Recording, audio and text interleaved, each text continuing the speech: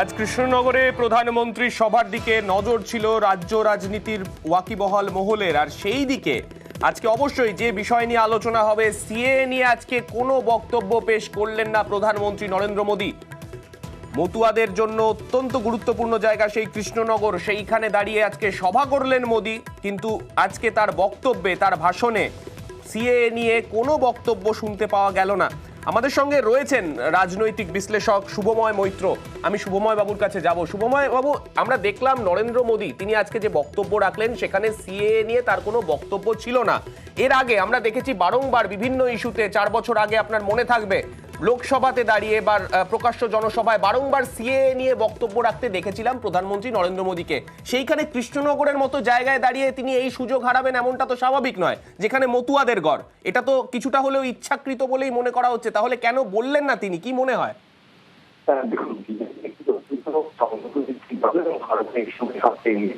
তাদের অত্যন্ত গুরুত্বপূর্ণ চিন্তন দল আছে যারা এগুলো নিয়ে ভাবেন। এবার একজন যখন তার বক্তব্য রাখছেন তখন তিনি কি নিয়ে বক্তব্য রাখছেন সেটা বোঝা যায়, কিন্তু কি কি দিয়ে রাখছেন না সেটা জানা কিন্তু অসম্ভব। যেমন নরেন্দ্র মোদী হনলুতে বৃষ্টিপাত হয়েছে, এই নিয়ে কেন বক্তব্য রাখেননি, অথবা তৃণমূলের নেতারা যে বলছেন পশ্চিমবঙ্গে তৃণমূল এবং বিজেপির জোট আছে সেইটা নিয়ে কথা বলেননি, সেটা তার বিচার।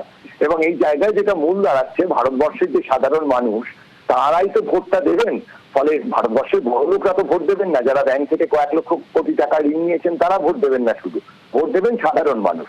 তারা শুনতে চাইছেন রুটি চাপড়া মকান, বিজলি পাখির সড়ক পানি এর কথাটা।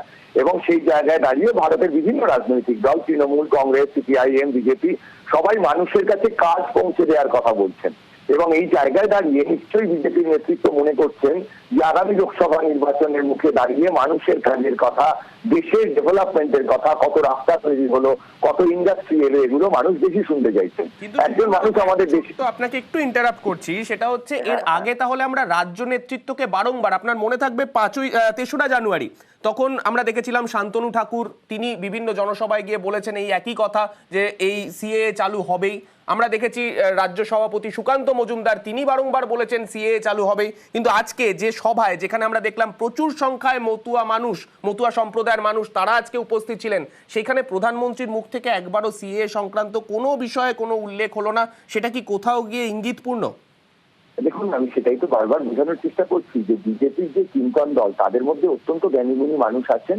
তারা যেটা নিয়ে কাজ করেন, তারা হয়তো দেখতে পাচ্ছেন যে রাজ্যের নেতাদের এই কথাগুলো, সেগুলো হয়তো মানুষের মনে খুব প্রভাব ফেলছে না।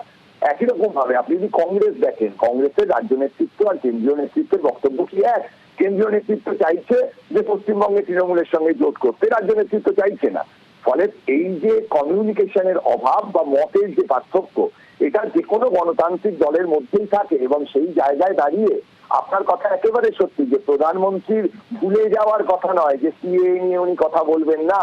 অর্থাৎ বিজেপি দলের কেন্দ্রীয় নেতৃত্ব মনে করছে, এবং আপনি তাদের যদি বিভিন্ন ভোটমুখী নির্বাচন দেখেন, নির্বাচনী বিজ্ঞাপন দেখেন সরকারের, পরিষ্কার ভাবে দেখা যাচ্ছে তারা দেশের ডেভেলপমেন্টের কথা বলছেন, দেশে কি কি উন্নতি হয়েছে, গরিব মানুষের কাছে কি পৌঁছেছে। আপনি যদি সেইগুলো দেখেন বুঝতে পারবেন সাধারণ মানুষের কথা বলছে বিজেপি। এবং এটাই তো স্বাভাবিক। 97 কোটি যে মানুষের নাম ভোটার লিস্টে আছে, তার মধ্যে হয়তো 80 কোটি মানুষ হচ্ছেন একদম সাধারণ নিম্নবিত্ত মানুষ। ফলে তাদের কাছে সিএ নিয়ে ভয় দেখানো হচ্ছে যে কে থাকলেন না দেশের নাগরিক হিসেবে, তার থেকে অনেক গুরুত্বপূর্ণ বিষয়গুলি নিয়ে আপনি দেখুন নরেন্দ্র মোদী বক্তব্য রেখেছেন। একটি রাজনৈতিক দল তো ভোট পেতে চাইবে, আসন জিততে চাইবে। ফলে তাদের যে সমীক্ষা, তাদের যে ভাবনা, সেই জায়গায় শুধুমাত্র নাগরিকত্বর কথা বলে যে হয়তো খুব সুবিধা হবে না, সেটা বিজেপির কেন্দ্রীয় চিন্তন দল, কেন্দ্রীয় নেতৃত্ব মনে করেছে। সেই কারণে আজকে নরেন্দ্র মোদী সন্তর্পণে এড়িয়ে গেছেন। এই জায়গাটাই খুব গুরুত্বপূর্ণ। দেশের গণতান্ত্রিক নির্বাচনের প্রেক্ষিতে সমস্ত রাজনৈতিক দল যদি মানুষের ভালো করতে চায়, তখন যে লড়াইটা হয় তাতে গণতন্ত্র পুষ্ট হয়। এবং আমরা তো আগামী দিনে বিজেপি কি চাইছে, একটা সারা পৃথিবীর মধ্যে ইকোনমিক ফোর্স হিসেবে ভারতবর্ষ সামনে আসুক।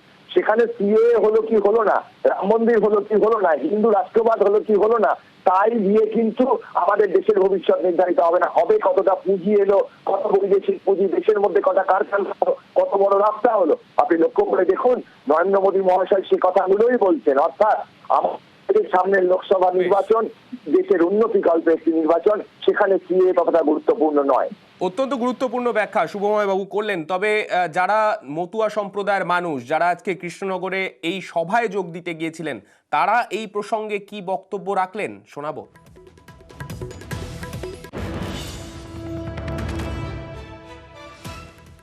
আমরা গত এক সপ্তাহ আগে আমাদের অল ইন্ডিয়া মতুয়া মহাসংঘের সংঘাধিপতি বাবা শান্তনু ঠাকুর এবং আমাদের বলেই দিয়েছেন যে মার্চেই সিএ লাগু হচ্ছে। আমাদের সংঘাধিপতি আশাবাদী, আমরাও সেই সঙ্গে আশাবাদী। না, আজকে তো প্রধানমন্ত্রীর মুখ থেকে আপনারা সেই আশাটা শুনতে চেয়েছিলেন। আমরা চেয়েছিলাম, বাট আজকে রাজনৈতিক সভা আমাদের অলরেডি বার্তা পাঠিয়ে দিয়েছে শান্তনু ঠাকুরের মাধ্যমে। আমরা সেই জন্য অল ইন্ডিয়া মতুয়া মহাসংঘের পক্ষ থেকে আমরা অলরেডি বার্তা পেয়েছি যে মার্চেই আমাদের সিএ লাগু হবে। স্পষ্ট বার্তা দিত মঞ্চ থেকে, আপনারা নিশ্চয়ই খুশি হতেন। হ্যাঁ, আমরা আজকে খুবই আশা নিয়ে এসেছিলাম। আজকে যদি প্রধানমন্ত্রী বলতো আমরা খুবই খুশি হতাম।